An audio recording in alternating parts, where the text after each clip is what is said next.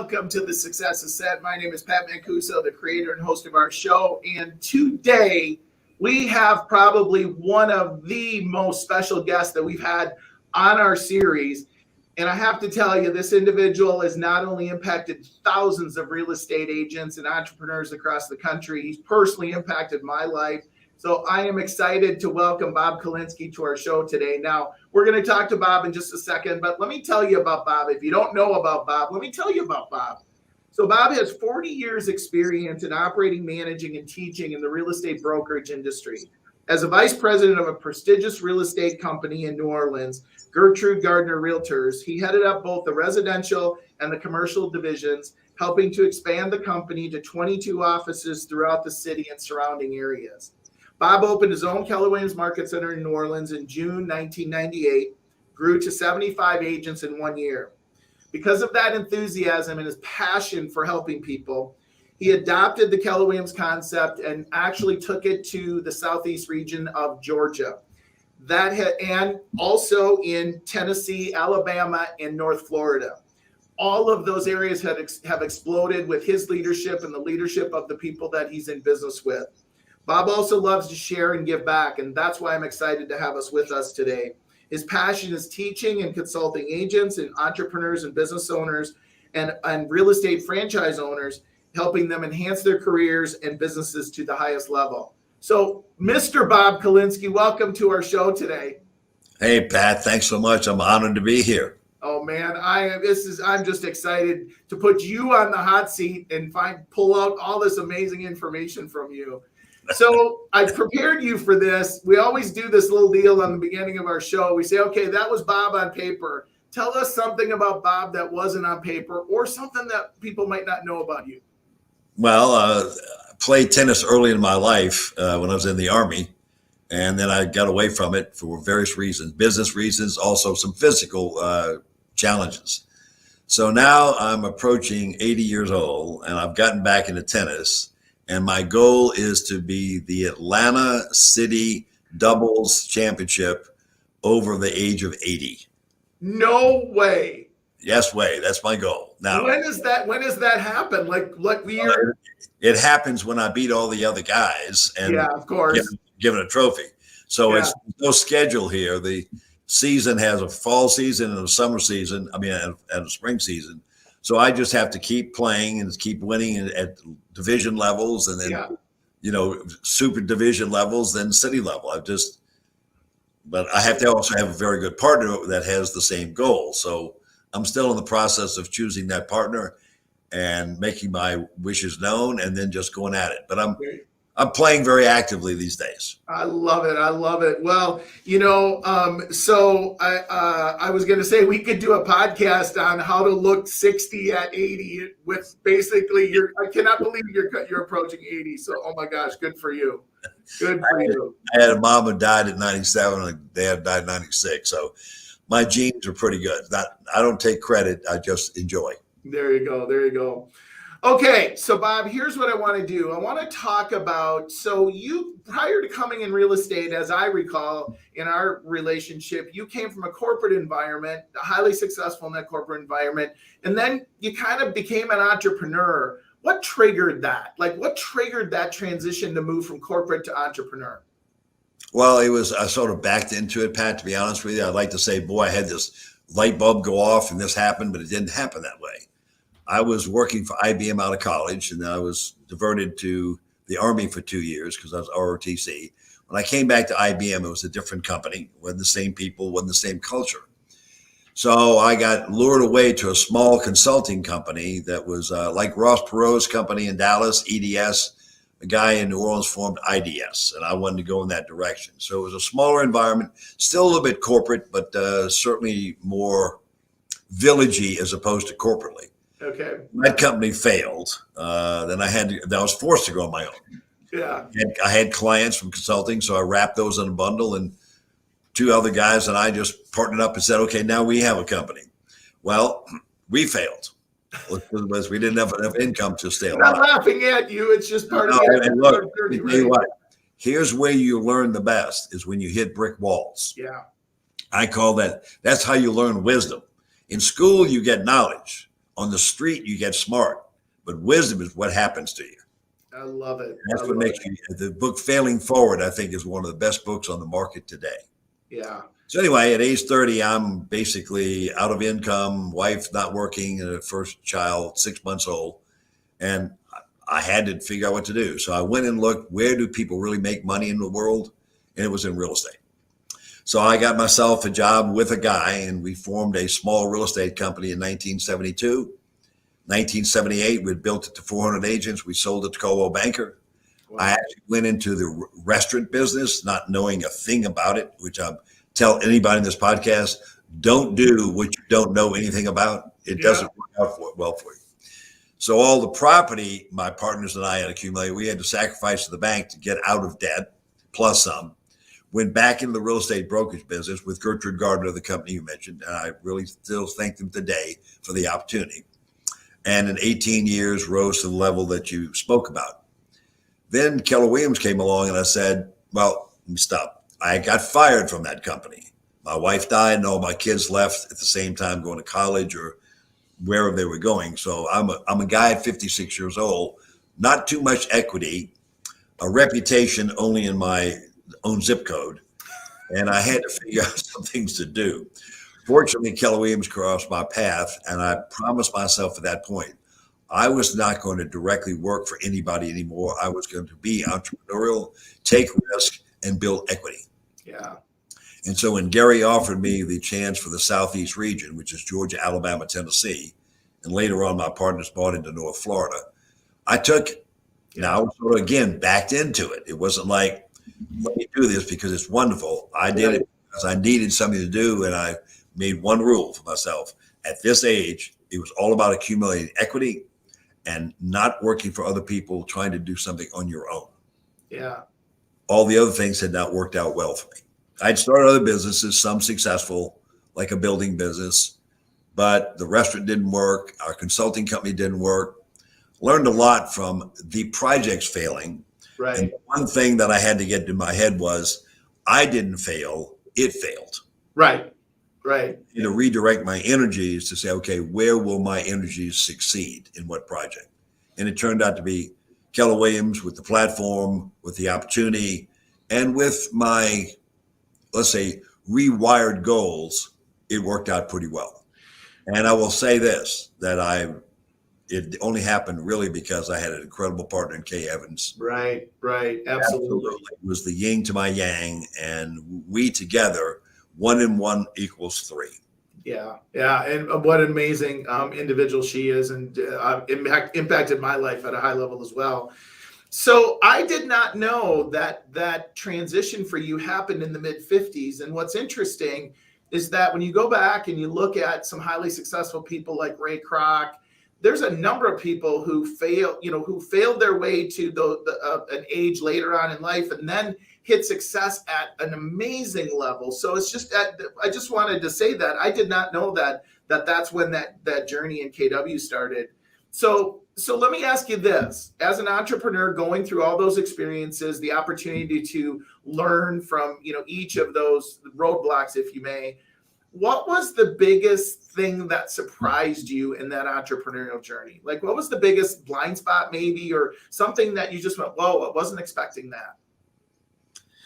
It's a great question, Pat. It's probably a lot of things. Let me see if I can sort of nail down to the core of what you're asking. I said, probably what I didn't expect is the biggest white canvas and not knowing really which paint to apply to that canvas.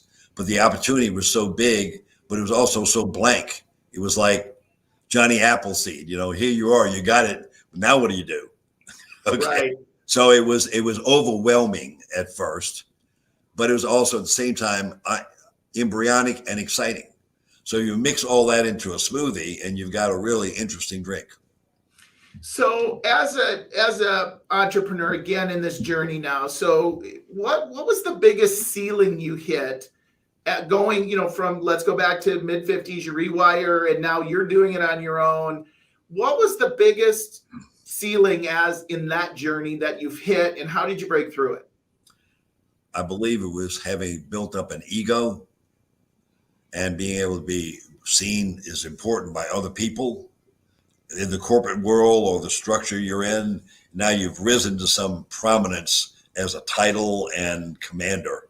Right. And then when that gets stripped away, you start to look and say, well, whoa, it was about it. It wasn't about me. Now I have to go develop me. Right. Because and they say in high tide, all boats rise. Right. Okay. And if you're lucky, you stay the bigger boat in the bigger sea. But when that sort of drains out, it goes away by some other action that you didn't create. And sometimes maybe you do, but I didn't. You really have to figure out how to regroup from that. And that's not always easy. Believe you me, it was one foot in front of the other. And there was a lot of scary times and a lot of, I should go back and do what I used to do, and maybe I can create something out of it locally. And I was going back to what I call my comfort zone psychologically, but my mind said, you already been there. That didn't work for you. You've got to figure out something different. Yeah. So I think the ability to shift things in your mind about yourself, how you see yourself and how you see yourself working in a new environment is a big aha for me. Yeah. Yeah, absolutely. So, so let's shift gears a little bit, right? So now, you've had this amazing journey. You've gotten into business with some amazing people, and you really, as a leader, as I've watched you, and obviously we've interacted a number of times over the years and had some amazing conversations.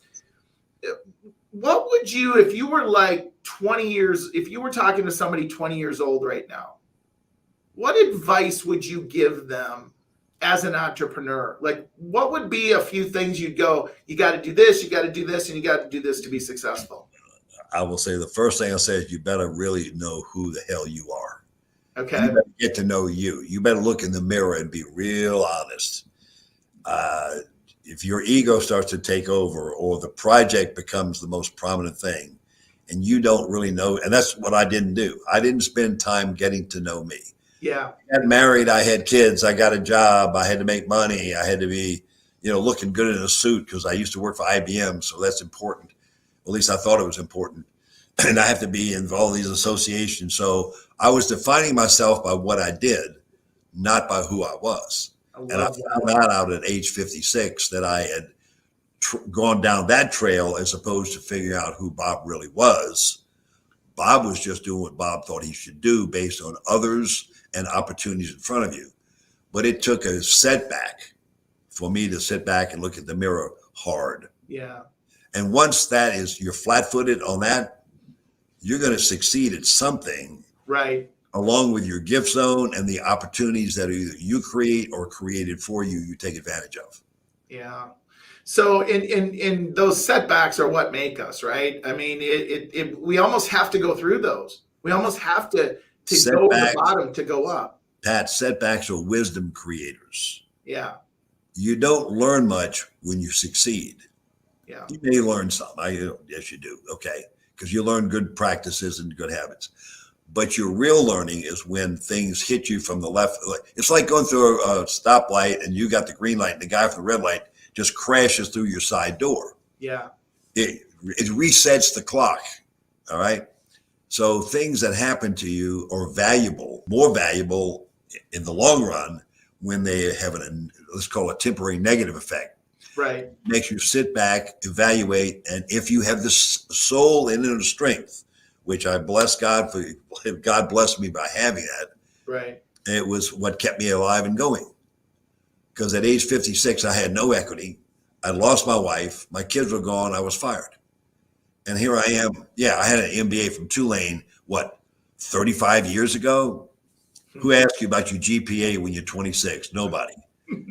What school did you go to? They just want to find out if they knew anybody you know. That's all they ask you. Okay. The resume as we know it is dead. Yeah. The track record and passion, I think, are two things that people look for these days. And I had passion, I had some track record, but I didn't know how to put it together. Yeah. But I had some principles that I wouldn't let go of. And that one was I was not going to work for someone else ever again in my life. Interesting. And I did not have that viewpoint at age 20 or 25. I wasn't the Bill Gates in a garage or Michael Dell his dorm room, or whoever those guys are that you hear and read on the radio and TV. Right. I was an average dude, came from a Polish dad and Tennessee mom, and lived in an apartment all my life. So I knew how to make lemonade out of lemons, but I never had a whole basket full of apples. Okay. So, well, what's interesting is you talk about those principles, and you see so many people. I mean, you see with going through COVID and all the people kind of reassessing, their lives and their businesses, and you see so many people leaving that corporate environment and going out on their own. And so, I love the way you said that. It's like, I'm just not going to work for anybody else. If I'm going to do it, I'm going to do it myself. And I just love that. I love that. Well, I had to get to a place where I had when I say clothes on, I'm talking about in the mental sense. I had to make myself naked, look in the mirror and say, okay, what is really important to you? What do you think you have gifts that God had gave you to put to practice? And how do you put those two things together? Yeah. And that's called preparation. Luck, as you well know, is when preparation meets opportunity. That's luck. Okay. Right. I'm going to recommend a book to everybody listening is Green Lights by Matthew McConaughey. Oh yeah. It's a fabulous story. In fact, I tell you to listen to it because he tells the story about himself. Yeah. And he's a character anyway. Yeah. But listen to how he reacted to red light, green light in your lives. Yeah. And to know when to sort of let loose and just let things flow, and when to grab on and make things happen. I was always of the type that if I didn't do it, it wouldn't happen. Then I realized later on that there's so many things that happen not because of me, but around me. Right. And you have to learn how to live with those and try and take lightning and make it electricity. Yeah. That's what you're supposed to do. Lightning is everywhere, but how do you make it electricity to make it do something good? Well, what's interesting, Bob, is almost to the T, every entrepreneur, business owner, leader, author we've interviewed before you has gotten to the point where they talk about, first of all, understanding themselves, which is what we do, in our business with CEOs. As a consultant, one of the biggest reasons companies don't break through that next level is the CEO doesn't understand who they are. And then the second thing you just kind of touched on is the people around you, and how important it is to have that, that right leverage and those right people around you. So let me transition a little bit. And so let's talk about, you're now leading this amazing organization. I think by most estimates, one of the top, if not the top performing region inside of Keller Williams. You've got a lot of entrepreneurs within that environment. What are you coaching and teaching them to raise their level of success? I'm a systems communicator and a logical type of guy. That's my DNA. Yes, you are. You know that about me. I do. So what I try and do is sort of offer templates, suggestions, and options and observations to people who I believe are talented that will take that and in their own way, and in the system we're all in, Keller Williams, use it to their benefit on their own, because they have talent on their own. They're not going to do it just the way I did it, right. But I want to be the spark to their fire. I see my role. I want to be the acorn to their oak tree or the spark to their fire. And how do you do that? Well, you get a relationship with them, number one. You really are honest and transparent with them, number two. It's not you work for me, it's we work together attitude. And how can I best be a servant leader and a resource for you so you can take whatever platform and plus it? I think that's what leaders are supposed to do. And we have the responsibility as leaders to develop other leaders, not just to take our places, but to expand the empire that you're watching over. Yeah. And if you got a real good leader, don't get in their way. There you go. In their way. Yeah. Yeah. I see so many people trying to manage, and management is different than leadership. And here's my definition. Managers try and light a fire under you. Leaders try and light a fire in you.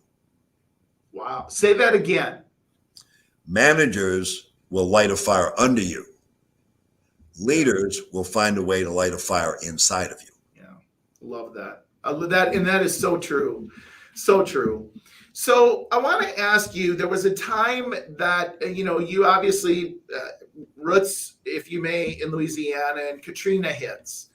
And, people know that there's going to need to be resources and help put out there. But you took an amazing step in a very short period of time and created massive momentum to help people through Katrina. Just talk about, like, what was your thinking process at the time? Like, what triggered that? Okay, I need to go do this. Well, I'm from New Orleans. I live in Right. Atlanta now, and that's where my business is out to. When it hit my city, and I will get emotional because friends of mine were severely damaged. Some died. Some just altered their life forever. But the city was crushed. The whole Gulf Coast was crushed.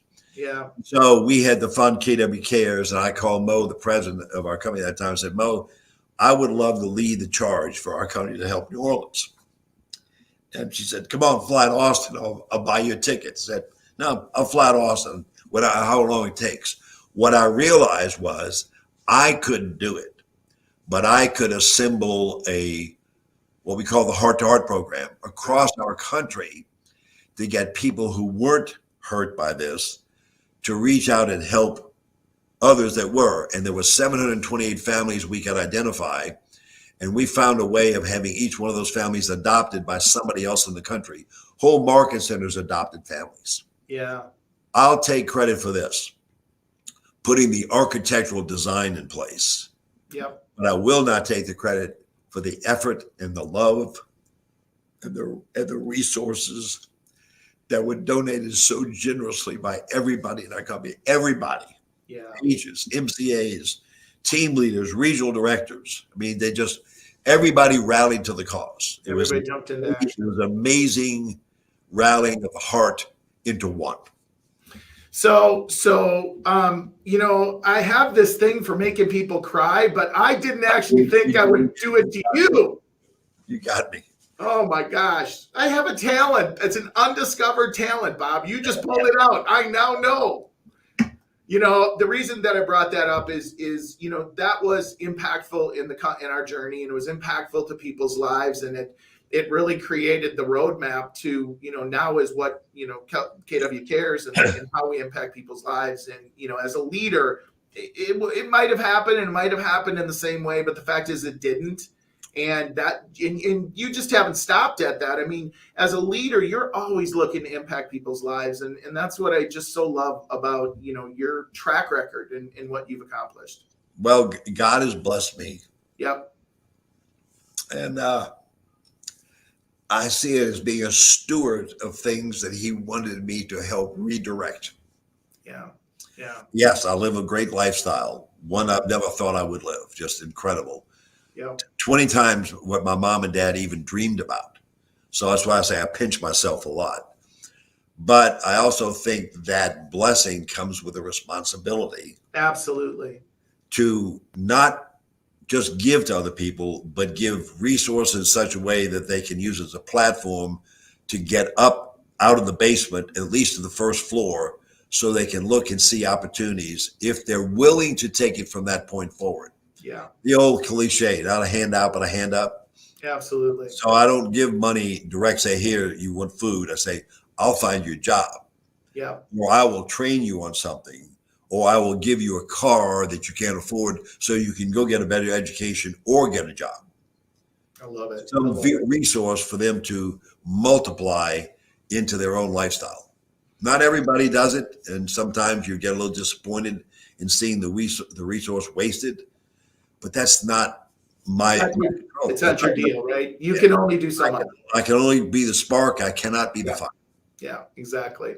Okay, so let's shift gears. What's the best advice that you've ever been given that hopefully you followed, and what did you learn? Well, the best advice was from my son.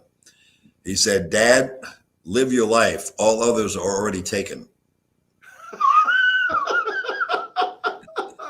I love that. And I said, you got a point there, Steve. Stop trying to be like somebody else. And the other thing I've heard is stop measuring your insides by somebody else's outsides. Yeah. Yeah. Because you don't know what's on their inside. You just see the toys, the titles, the things, and you want to be like them. Right. And John Maxwell said it best. You want to do what I do, but you're not willing to do what I did. Yeah. Yeah. And I love that phrase. I love that phrase. Okay, let's flip that upside down. You know this is coming. I've asked you to prepare for it. What's the absolute worst advice that you've ever been given that hopefully you didn't follow? And if you did, what did you learn? Someone once told me, Bob, you can do anything you want to do. And I'm thinking, that's really sounds great. But I found out that's really not true. Because I always say, tell me which hand's out of position. And I found out that neither. Here I am. Here's the opportunity. Yeah. They have to be like this to make it work. So if it's like this and you force it to this, it'll fall apart. If it becomes like that, grown like that, not formed, but grown, it's going to work. Yeah. So don't think you're good at everything. And I was told too many times, especially in high school, because I was a good student, you can do anything you want to do. And I went into engineering and almost failed out of college. Wow. Well, it wasn't. Even though I was good in math and science, engineering wasn't my DNA. I didn't learn enough about me to really determine what career I wanted to be. And I will tell you a funny story. We were sitting around with my kids the other night, and my oldest son talked about my number one grandson who's thinking about going into engineering school. Oh, no. And his brother said, so he wants to be a realtor.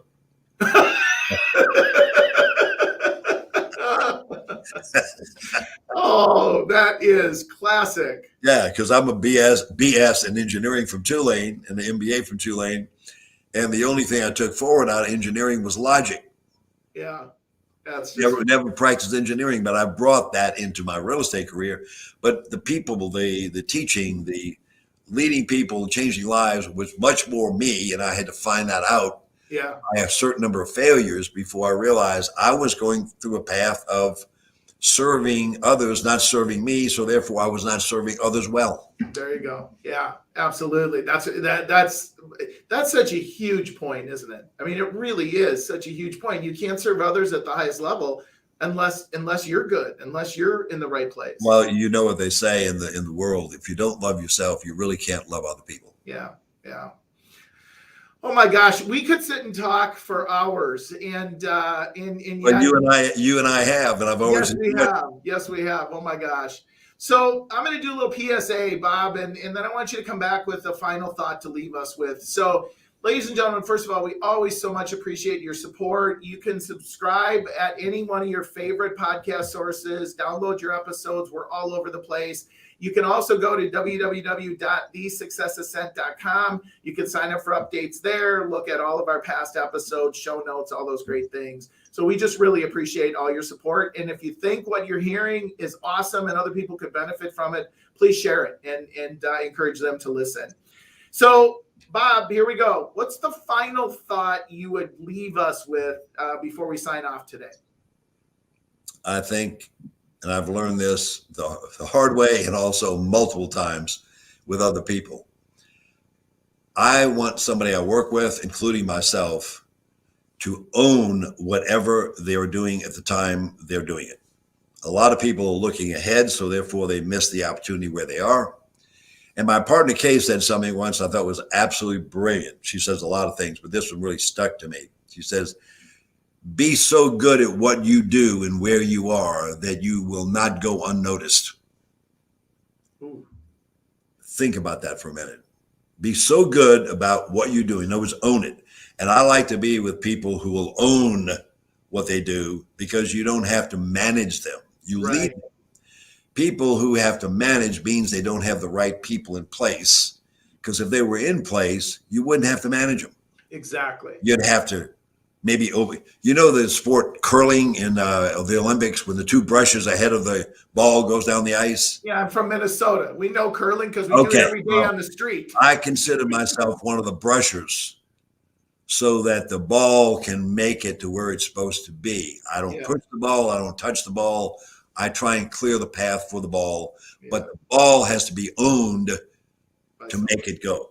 I can't do that. I can't bring that in. You cannot motivate other people.